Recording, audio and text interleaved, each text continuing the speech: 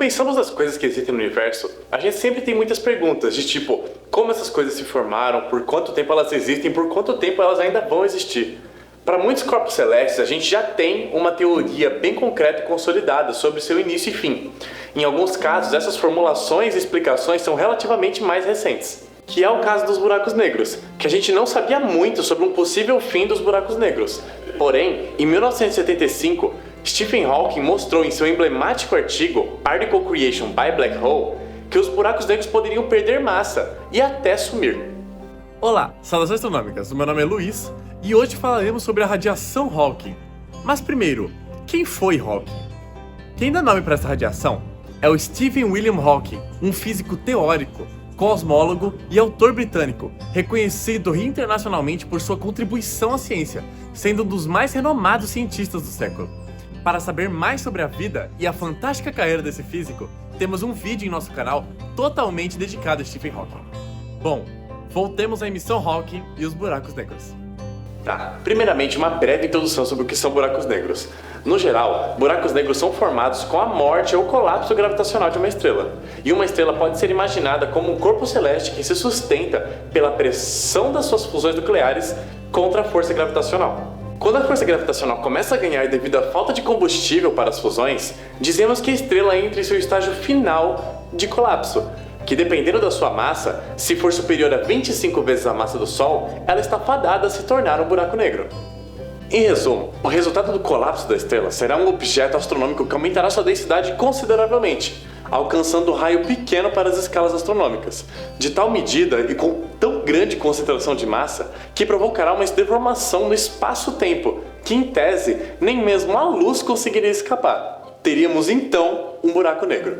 A contribuição da noção de radiação Hawking está no fato de que algo poderia sim escapar do buraco negro. Essa radiação, como falamos, levaria os buracos negros a perderem massa e seria causada por efeitos quânticos. Se o buraco negro perde massa em uma proporção maior do que poderia ganhar, temos um fim decretado para o buraco negro. Outros cientistas além de Hawking trouxeram a suposição de que um buraco negro poderia emitir uma radiação. Foi o caso do físico israelense Jacob David Bekenstein, um dos fundadores da linha de estudos da termodinâmica dos buracos negros. O que Hawking fez foi que, a partir da inquietação sobre uma emissão de radiação de buracos negros, buscou compreender como ela poderia ocorrer, e ele encontrou uma explicação possível. Para entendermos, dois conceitos são importantes, o de horizonte de eventos e o de princípio da incerteza de Heisenberg. O horizonte de eventos é a fronteira em torno de um buraco negro, em que qualquer coisa que se aproximar dele não conseguirá retornar. Ou seja, se passar dessa fronteira, o objeto será sugado pelo buraco negro, sem chance de retorno. Guardem essa informação.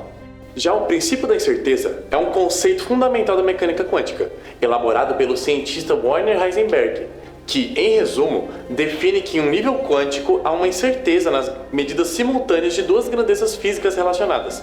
Por exemplo, para uma medida de maior precisão da posição de uma partícula, não conseguiríamos uma medida precisa também da quantidade de movimento.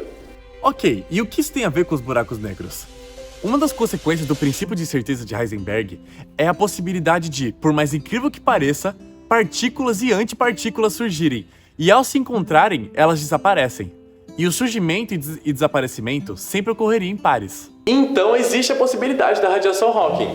Matematicamente, conforme demonstrou Hawking, há a chance de um dos pares de partícula ou antipartícula, matéria ou antimatéria, surgir antes do horizonte de eventos e o seu outro par depois. Então, haveria algo que poderia ficar preso no buraco negro, enquanto o seu par poderia se desprender. O que se desprende é, então, o que chamamos de radiação Hawking. Por consequência dessa radiação, o buraco negro acaba perdendo energia ao longo do tempo, podendo até deixar de existir. Com essa teoria, pode-se concluir então que até os buracos negros envelhecem, perdendo massa e densidade. No meio científico, quando proposta, essa teoria causou grande inquietação. Além de romper com uma ideia que, de certa forma, era consolidada, a de que nada se escaparia do buraco negro, foi uma teoria que juntou a física do macro, da relatividade geral, com a física do micro, da quântica. E essa relação é, até hoje, extremamente desafiadora e encobre parte considerável da pesquisa teórica.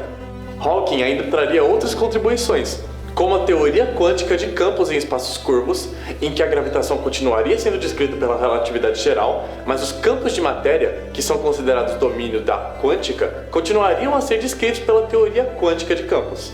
Uma teoria o tanto quanto grandiosa, não é mesmo? Seria digna de um prêmio Nobel. Mas Hawking não ganhou um Nobel. Afinal, a sua teoria não tinha comprovações. Mas isso até recentemente. Nos últimos anos, experimentos envolvendo a criação em laboratórios de pequenos buracos negros, obviamente muito menores do que os verdadeiros, começaram a revelar aspectos da radiação Hawking. Por exemplo, uma emissão constante da radiação cósmica, conforme prevista por Hawking. Mas bom, isso poderá ser um tema para um próximo vídeo. Gostou do vídeo? Então curte, se inscreva no canal e segue a gente nas redes sociais. Até a próxima!